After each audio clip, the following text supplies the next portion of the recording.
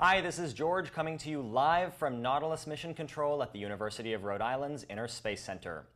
We are very excited today to have student Argonauts Alex, Darryl, and Nyika with us, as well as educator Argonaut Tanea. In a little while, we'll be talking with Darryl and Nyika, but for now, Alex and Tanea join us from the control van aboard Nautilus. Nautilus is in the Aegean Sea on her way to the Anaximander Mountains, an undersea range just off the coast of southern Turkey. For the next 20 minutes, the Argos will be answering your questions live, and you can submit a question by clicking the Participate tab to the right side of this video. Keep in mind that there will be a short delay between the time when I ask a question and when they answer it. That just comes with the territory when you're dealing with a ship that's thousands of miles away. Also, be sure to include your name and where you're from so that our Argos know who they're talking to. All right, with that, let's just get right into it. Alex, tell me, what kinds of things have you guys been doing aboard Nautilus so far? Well, that's a pretty good question, George. Well, we've been working along the we've been getting a tour of the ship for most of the day. We started off in the bridge of the ship, getting a tour by the captain himself, seeing how the ship runs and navigates and moves through the ocean. Afterwards, we went down to the ROV deck to look at the various ROVs that are on board, the Argos and the Hercules, and how they functioned while under the water and in the water. We also went to the wet lab, where we actually got to see when the Argos, or the Hercules, well, actually the Hercules, brought up their samples from the deep, and how they use those samples, and how the scientists look at those samples via microscopes, or how they store them, actually, and how they get them back to the shore. After that, we got a tour of the engine room to see basically the lifeline of the ship, and the engineer showed us everything concerning that. And we also took a look at the data loggers in the data room and the sat room, and how all this information and media are transported from the Nautilus Live continuously to you guys over in Rhode Island. That sounds great. Tanea, this question is for you. On your way to Nautilus, you guys stopped in Istanbul. What did you visit, and what was your favorite site? Wow, we had a tour of Istanbul on the way to Nautilus, and one of the most interesting sites was the Blue Mosque. We also had the pleasure of seeing Hagia Sophia, which was built back in 536 or 537. And we had the pleasure of going to the Spice Bazaar, and I found that very fascinating, as I was able to sample a lot of the Turkish delight and the baklava. That sounds really delicious, actually. We've got a question coming in from Jessica from New York. She wants to know, Alex, what role on the ship, navigator, ROV pilot, chief scientist, data logger, interests you the most, and why? Well, again, that's a good question. I would have to say scientist would be the most interesting thing to do on board the ship. You have the most flexibility as a scientist.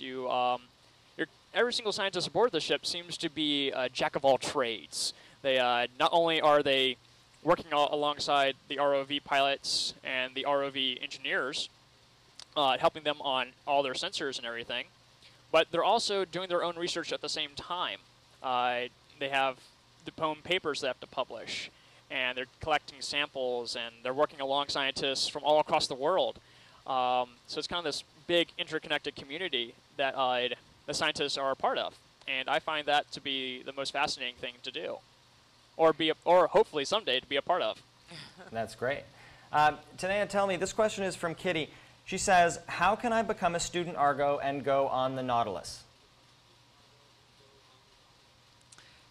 The best way to become a student Argonaut is to visit the JASON website. Go to www.jason.org, and every once in a while they have open applications. You can just go online and download the application, and it'll tell you exactly what you need to do. I recommend that you get involved in school, you take as many science classes as you can, and just have a really positive spirit, and that will help you to get good recommendations from your teachers. Alex, this question is for you. You guys got suited up in some hypothermal suits this morning. Tell me what that was about.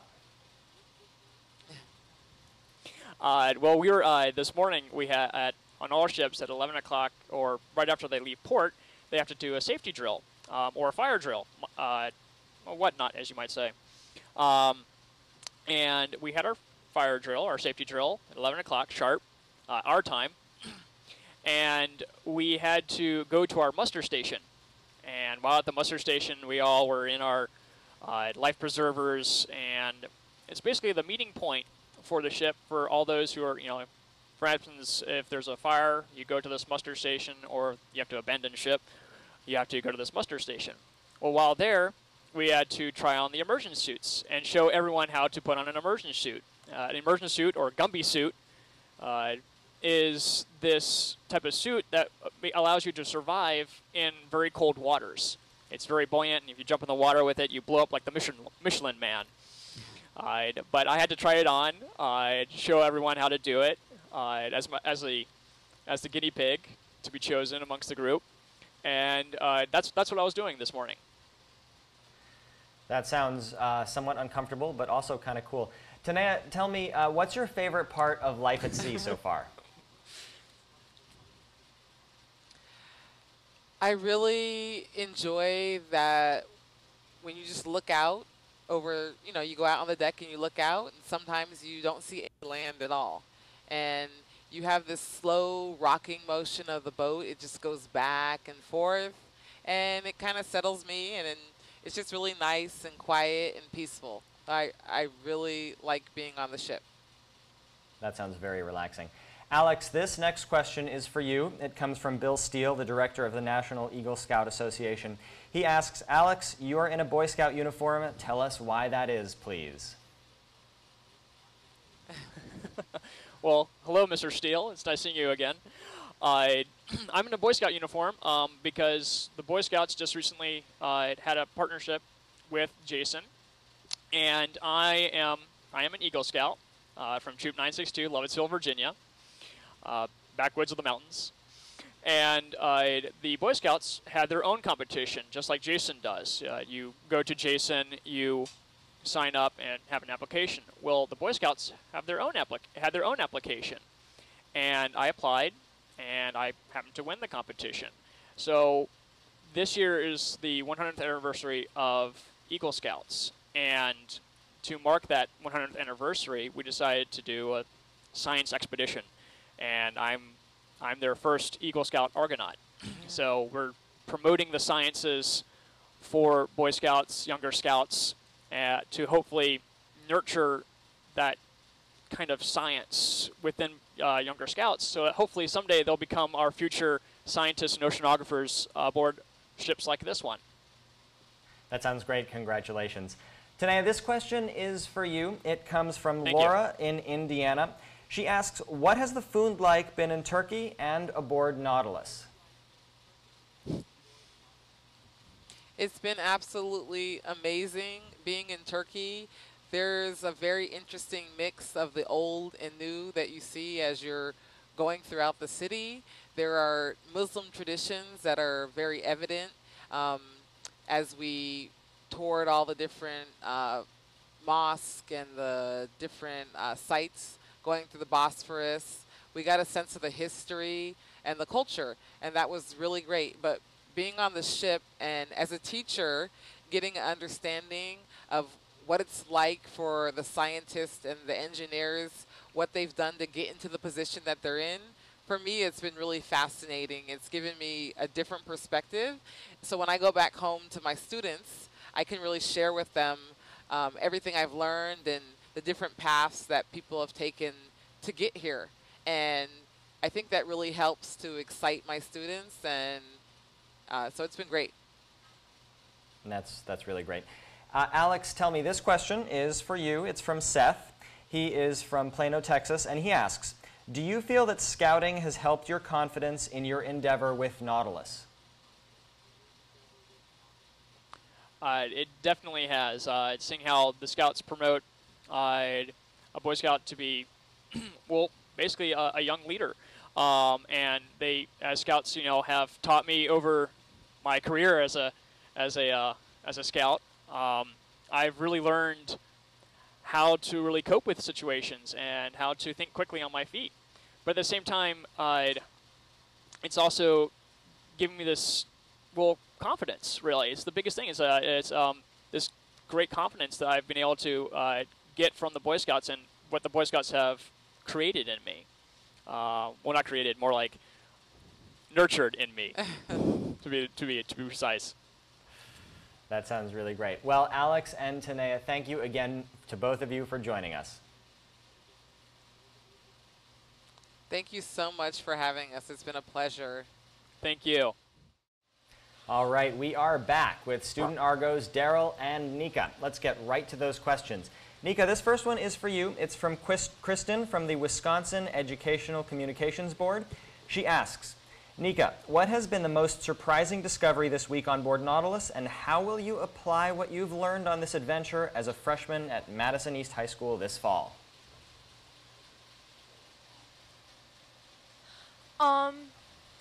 I think, well, this week the Nautilus has been transiting, which means it has been going from one port to the next port where its research has been.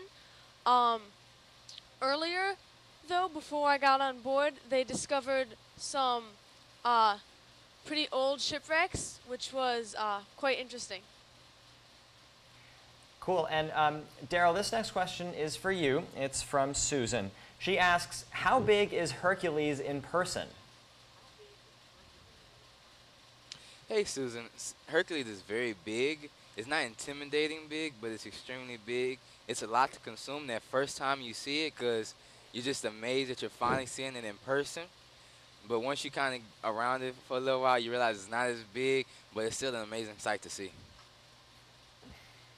That sounds very, very cool. Nyika, this next question is for you. It's from Jamie. She asks, what's the purpose of Argus? Why doesn't Hercules just go down by himself?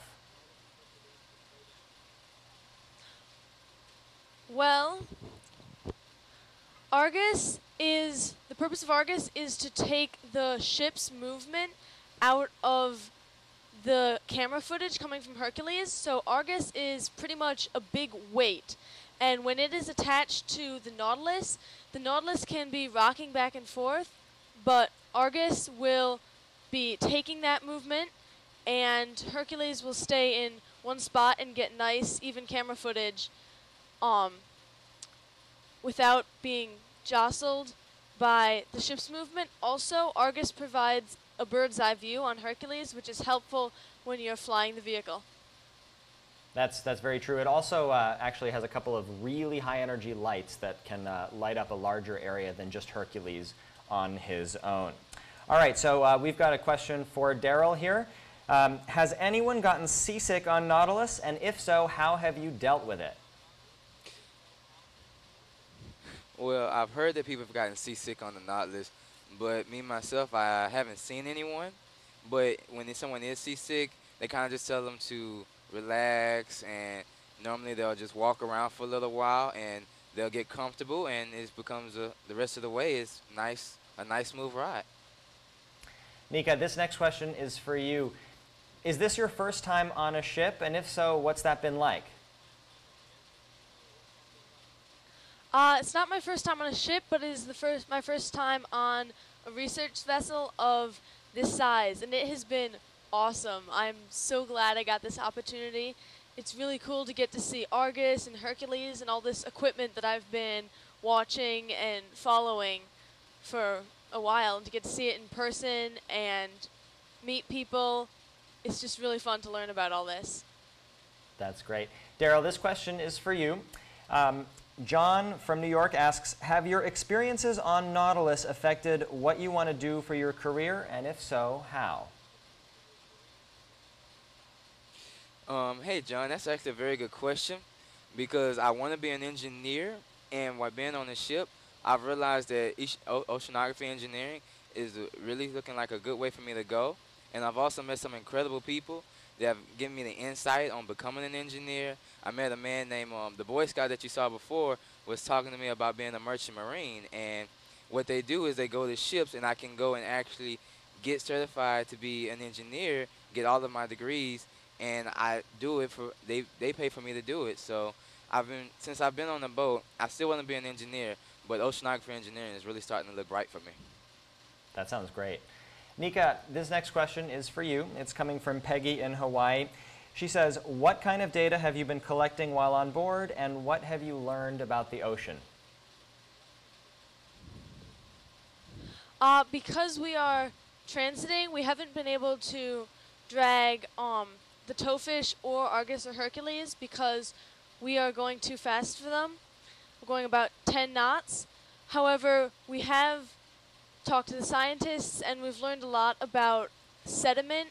For example, the sediment here is very anoxic, which allows ships that are extremely old to be preserved very well. They've actually previously done some tests called shish kebabs, where they take different materials and they put them on a titanium rod and stick them down into the ocean's floor to see how fast they will decay in anoxic waters, which is quite slowly, and then they can use that to get a sense of how old the shipwrecks they find are. Very cool. Darryl, tell me, what is your favorite part of life at sea? Well, I would say my favorite part of life at sea would be the people you meet, because everybody seems to have this just cool personality where we all get along during the meal. We're all talking. You can go up to anybody and ask them a question, and they can answer it for you, no matter what the question is. And I just feel comfortable being on the sea because it's not rocky. It's just kind of a smooth ride. And if ever I want to see something really, really nice, I can just walk outside and stand and watch by the rail, look at the sun and look at the water. It's always something amazing to see on the ship. So I think that's the best part about life on the ship for me. And Nyika, what about you? What's the coolest thing you've experienced so far? I think Darryl hit the nail on the head right there. I just love being able to get up and come out of my cabin and come up to deck and just look out and see water for as far as you can see. And the people are great too, just being everyone you talk to is so nice, and they're happy to answer your questions, and you can just learn so much. That's great. It sounds like you guys have had an awesome experience, and thank you so much for talking with us today. Thank you. Thank you. All right, for those of you watching at home, please be sure to join us for our next live event. That's happening on August 15th at 1:30 p.m. Eastern Time. We'll be talking with astronaut Katie Coleman, who'll be joining us aboard Nautilus in the control van. Be sure to follow us on Facebook and Twitter in the meantime, and of course you can always join the expedition live right here at nautiluslive.org. Now, back to Nautilus.